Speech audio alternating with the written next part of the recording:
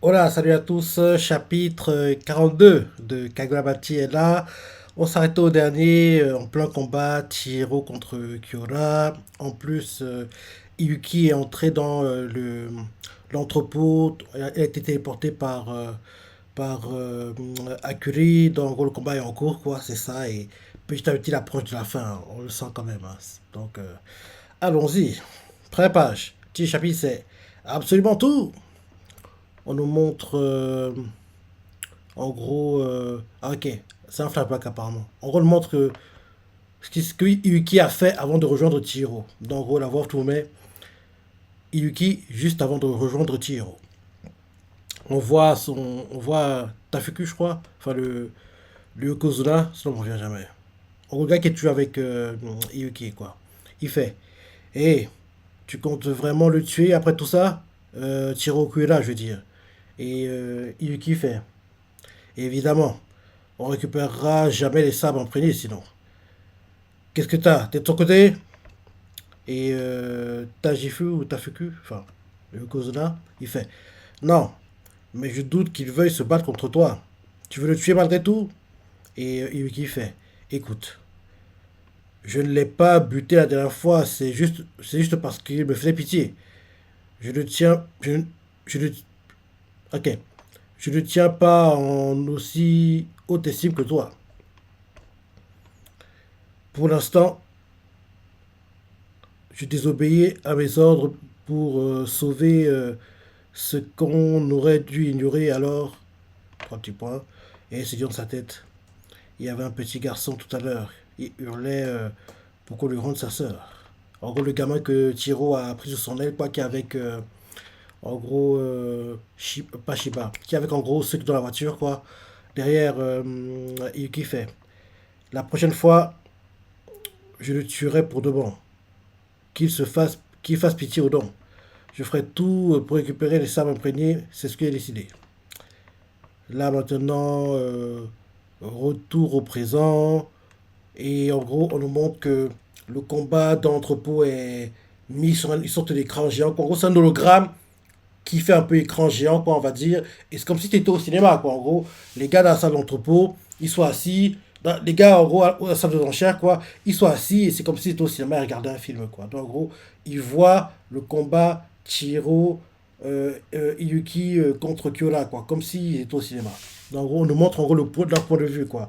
En gros, ils voient un écran géant, quoi, un hologramme géant qui montre le combat de Chihiro et Iyuki contre Kyola. On voit le gars qui est toujours avec Iyuki, il se dans sa tête, allez. On voit la secrétaire du gars important des Kaminabi, quoi, qui est à la salle d'enchères. Elle fait, il est terrifiant ce Siluchi. Et derrière, le gars, le Kaminabi important, dans le nom, je crois pas qu'on ait dit son nom, hein. Bref, c'est le gars qui en gros participe à la vente aux enchères au nom des Kaminabi, quoi. Donc il fait, Kyoda Sanami commence déjà à perdre son emprise. Et le sabre est encore loin d'avoir libéré tout son potentiel. Et il se dit dans sa tête, dans son état, on ne peut pas jauger ce dont il est capable. Et, euh, et là, ensuite, on nous remontre un flashback où, en gros, Iyuki était avec le gars qui est avec elle, quoi, le Yokozuna, où elle fait toutes les vies se valent. Et là, derrière, en gros, ok, c'est le Kablabi, quoi, qui se rappelle ça, et il dit ouvertement cette fois-ci, tu te souviens de la crise que nous a fait Iyuki? Vous êtes jeune. C'est facile de jouer les héros alors que vous n'avez pas connu la guerre. Mais la véritable puissance de Sinucci, trois petits points, et là on voit que les images, en gros, se brouillent un peu, et d'un coup, ça disparaît. Et même l'hologramme de Kyora qui était censé faire le maître de cérémonie à la salle de quoi, disparaît. Donc on comprend que il approche de sa limite parce que ce qu'il faisait là, c'était très impressionnant. En gros, il se bat en simultané, il gère, on va dire, les caméras, on va dire quoi, et en même temps, il fait le maître des cérémonies. C'est trop d'énergie dépensée, quoi. Donc là, on voit qu'il peut plus se disperser, donc il se recentre sur son combat contre Chihiro parce que on voit que les images, d'un coup, elles disparaissent. Les gars, ils font, à sa devant son chien, ils font, c'était quoi, hein? Ils sont passés où? Ils comprennent pas, ils parlent entre eux, et on voit la secrétaire du Kamnabi, elle fait, on les voit plus. Le Kaminabi, il fait, si ça se trouve, c'est l'outil, merde, on peut, on peut pas tout sauver. C'est ce que, c'est ce que j'ai dit, non? Et après, c'est dans sa tête, il faut choisir ce qu'on est capable de protéger. Et là, ensuite, on le voit qui regarde le Yokozuna, il fait, si on foire ici, trois petits points, et le Yokozuna, c'est dans sa tête, absolument tout. Derrière, flashback, Yokozuna, Yuki, et Yuki fait tout, et Yokozuna fait. J'en ai marre qu'on doit choisir de bataille. Les ça imprégné, le Yakuzashi, c'est abruti. Ok, c'est. En gros, Yokozuna fait tout, et derrière, Yuki lui fait. J'en ai marre qu'on doit choisir nos batailles. Le sabre, parce qu'on l'a vu ça déjà. En gros, il fait. Elle fait. J'en ai marre qu'on doit choisir nos batailles. Les sabres imprégnés de Yakuzashi, cet abruti de Chihiro, je vais tous les défoncer. Retour au présent, le Kaminabi, quoi, qui participe à votre enchère, fait. On pourrait bien finir par tout perdre. Là, ensuite, on nous montre le propriétaire de Sinucci qui est assis comme d'hab dans une sorte de cellule bizarre. Derrière, on nous montre Kyora qui se tient la tête, qui crie, il s'en coule du nez, la bouche, il transpire, il crie. Et là, on voit qu'en gros, l'entrepôt est en train de tomber en ruine, donc on comprend qu'il va bientôt mourir. Parce que c'est lui qui l'a créé, entre guillemets, donc c'est lui qui l'a matérialisé. Donc s'il meurt, on voit qu'il est en train de tomber en ruine, quoi. C'est en train de s'écrouler de partout. Ça tremble, le sol tremble. On voit la sœur du gamin qui est avec les autres potes de Chihiro, quoi. En gros, elle commence un peu à paniquer. Chihiro, c'est dans sa tête. L'entrepôt s'écroule. Ça sent mauvais. Il regarde Yuki et il fait, on doit faire quelque chose avant que tous ceux qui restent aient le coup de la parole. Et il fait, je sais. Et là, on voit les débris qui tombent, quoi, de pierre. Et il les éloigne, quoi. Et on voit Chihiro qui fait, on doit en finir maintenant. On voit Chihiro et puis Yuki qui foncent sur Kyora, les deux pour l'attaquer en même temps. On voit les pierres qui tombent, qui tombent, qui tombent. Kyora qui a toujours mal à la tête, en gros, qui perd beaucoup de sang. Et là, ensuite, on retourne à la salle de vente aux enchères. Et ceux qui sont à la salle de vente aux enchères font quoi? C'est fini.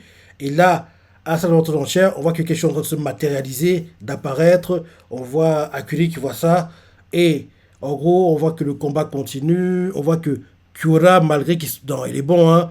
Malgré qu'il soit dos au mur, il réussit à neutraliser... Quoi? Non!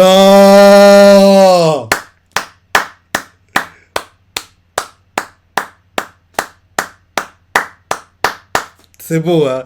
C'est beau. En gros, Kyora, comme il voit que il peut pas gérer, en gros, l'entrepôt et le combat en même temps, en gros, le truc qui se matérialise à la salle de vente enchères, quoi, c'est Kyora qui s'est téléporté, en fait. Donc, ils sont téléportés, en gros, sur la salle de vente enchères, quoi. En gros, où était Kyora qui faisait le maître de cérémonie, une fois, deux fois, blablabla, quoi. En gros, comme en gros, ils font souvent, quoi, vente aux enchères. En gros, ils a téléporté où il était censé être à la base, quoi, où était son hologramme, quoi.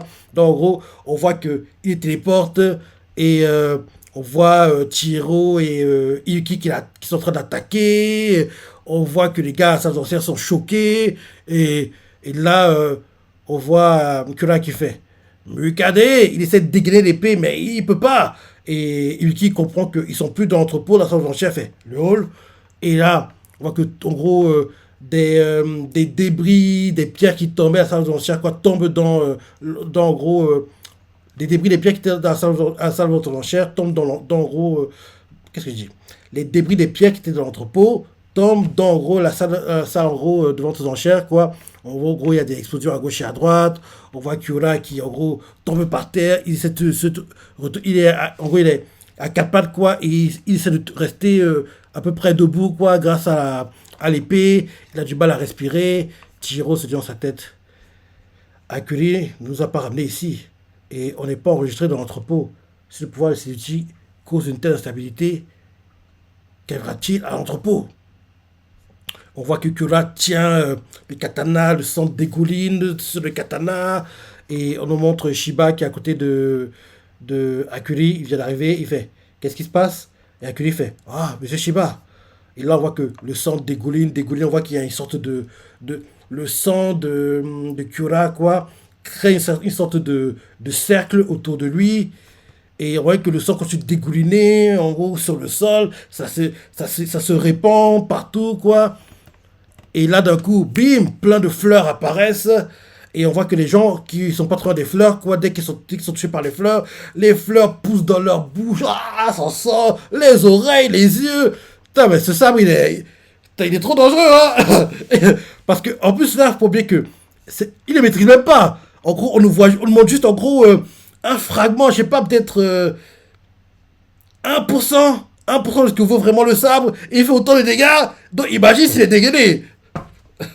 Donc, en gros, oui, on voit quasiment rien de. Enfin, en gros, ils ne montrent pas beaucoup de choses, mais le peu qu'ils nous montrent, c'est très dévastateur, quoi. Donc, en gros, le sang de Kyora qui s'est répandu, quoi, a créé d'un coup des fleurs.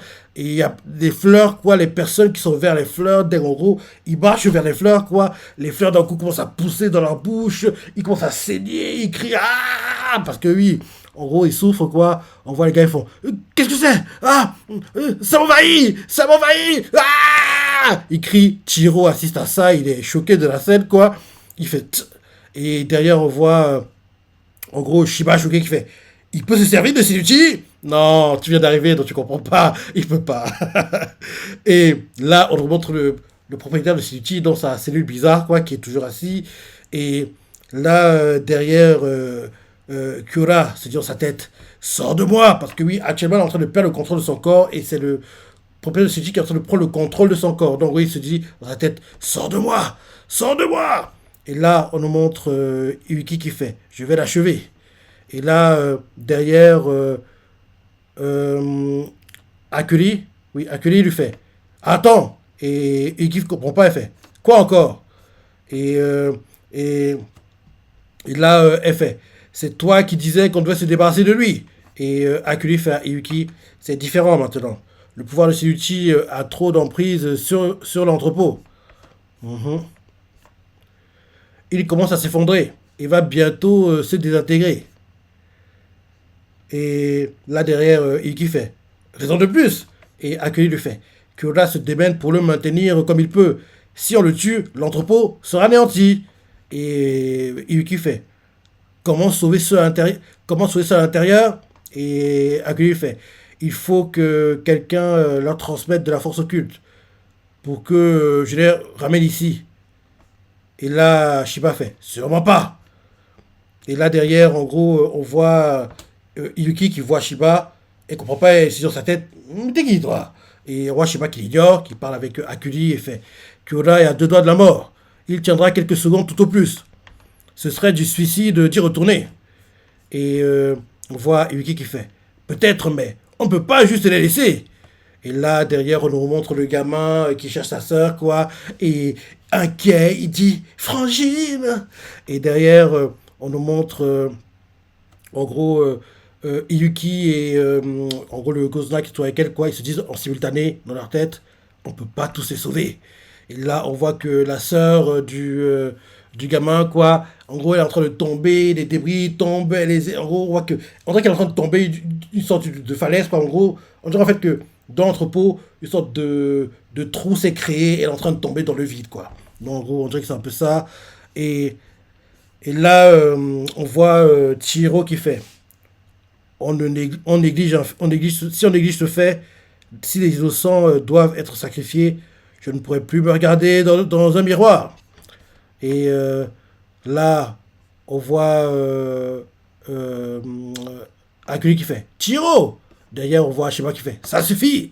Vous avez déjà repoussé vos limites. Il vous voit. C'est bizarre ça.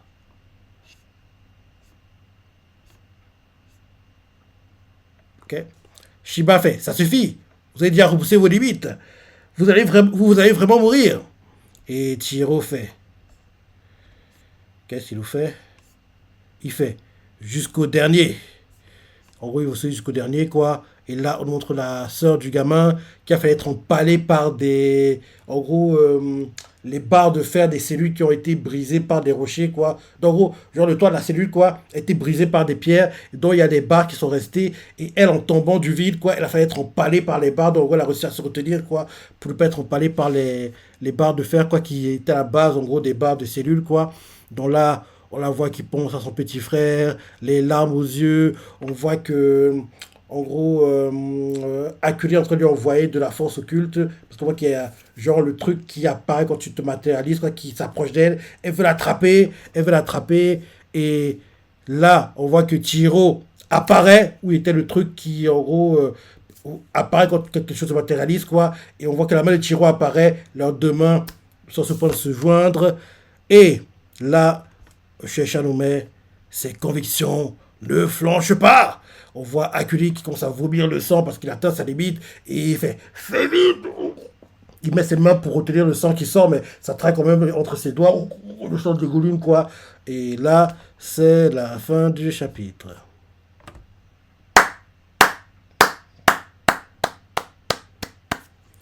Oui, il devrait le sauver. Il devrait la sauver, je pense. Parce que oui, il n'aura pas fait tout ça pour qu'elle meure derrière, quoi. Parce que oui, il y a eu assez de morts comme ça et oui, il devrait la sauver, je pense. Et derrière, oui, Kyora va mourir. Donc logiquement, là c'est chapitre 42, au plus tard, au 45, cet arc devrait être terminé. Et oui, on voit clairement que le combat qui se passera, le Chihiro Sojo, ouais, c'est pas dans cet arc qu'on le verra. Donc, on devra encore attendre un petit moment. Logiquement, ce sera forcément un épéiste parce que oui, Kyola n'est pas vraiment épéiste sur le papier, donc il n'avait pas les compétences de base pour postuler déjà un minima à essayer de surpasser ce combat. On devra attendre le prochain épéiste contre qui Chihiro se battra. Donc, ce sera peut-être au prochain arc et j'ai hâte de voir le chemin qui va être choisi par le mangaka, quoi. Parce que oui, après cet arc, on ne sait pas vraiment ce qu'on va faire derrière. Donc, j'ai hâte de voir ce qui va être décidé. Ce sera sympa. En tout cas, l'arc vente aux enchères, il est bien. Il est bien. Et oui, il n'est pas mieux que l'arc contre Sojo. Parce que, bizarrement, l'arc contre Sojo, il a mis la barre tellement haut que ouais, pour le surpasser, ça sera compliqué. Ça sera compliqué. Mais c'est jouable encore. C'est pas encore un niveau où c'est tellement compliqué que oui, il faut rêver. Non, c'est jouable, mais ce sera compliqué. Ce sera compliqué. Donc oui, bon chapitre, comme d'hab, hein. Bon chapitre, de ce que tu as pensé, les parties t'as préférées, laisse des commentaires, like et... Allez, salut.